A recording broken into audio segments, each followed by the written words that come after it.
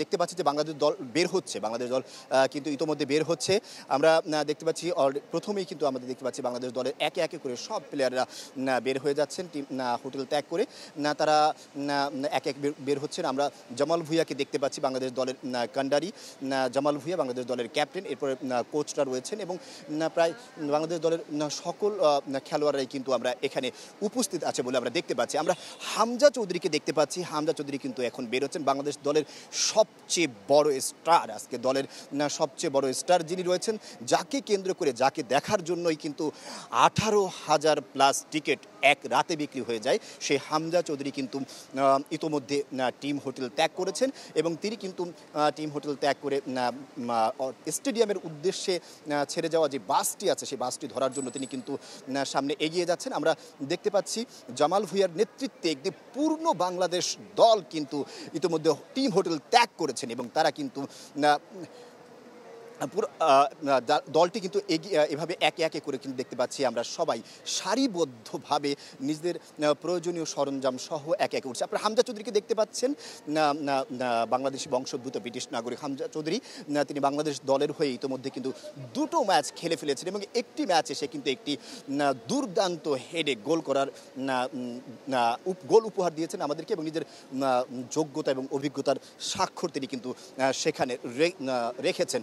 আমরা দেখতে পাচ্ছি বাংলাদেশ টিম কিন্তু একে একে করে সবাই উঠে পড়েছে এবং তারা কিন্তু নিজেদের আসনটি বেছে নিচ্ছেন এবং আমরা দেখতে পাচ্ছি কত সৌহার্দ্যপূর্ণ একটি পরিবেশে তারা কিন্তু নিজেদেরকে এখানে টিম হোটেল ত্যাগ করলো এবং তারা নিজেদের যে গাড়ি বহরটি আছে সেই গাড়ি বহরের গাড়িতে একে একে করে তারা সবাই উঠে গেল। পাশাপাশি আমরা দেখতে পাচ্ছি তাদের সামনেই কিন্তু অবস্থান করছে তাদের নিরাপত্তার জন্য বাংলাদেশ সেনাবাহিনীর একটি টহল টিম এবং বাংলাদেশ পুলিশেরও একটি টহল টিম কিন্তু তাদের সাথে আছে। আমরা এখন একটু কথা বলার চেষ্টা করব বাংলাদেশ টিমের। আচ্ছা, আমরা দেখতে পাচ্ছেন যে আপনারা যে সকল সদস্যকে নিয়ে বাংলাদেশ টিমের তারা কিন্তু ইতোমধ্যে টিম হোটেল ত্যাগ করছেন এবং গাড়িটি কিন্তু ইতোমধ্যে ছেড়ে গিয়েছেন। এখান থেকে আমরা কিন্তু একদম সোজা যেই মাঠটি দেখতে পাচ্ছি সেই মাঠেই কিন্তু আজ রঙিন করবে বাংলাদেশ দল। বাংলাদেশ মানুষের আশা রঙিন করবেন, বাংলাদেশের মানুষকে আরও উদ্বুদ্ধ করবেন ফুটবলের প্রতি, সেই প্রত্যাশাই রাখছে বাংলাদেশের মানুষ এবং বাংলাদেশ ফুটবল দল।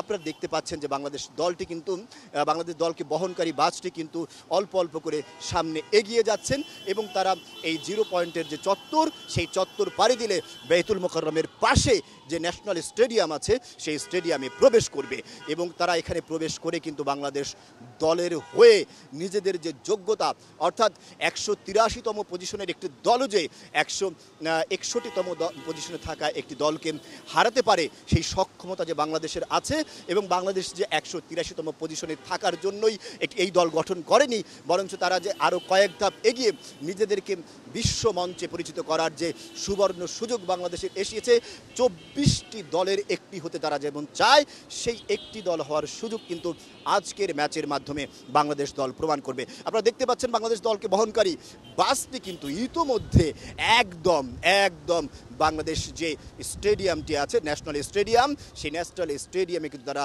একদম দ্বার প্রান্তে পৌঁছে গেছে। আমরা দেখতে পাচ্ছি ন্যাশনাল স্টেডিয়ামের যে মূল ফটকটি আছে সেই মূল ফটকটির পাশাপাশি একদম খুব কাছাকাছি তারা চলে আসছে।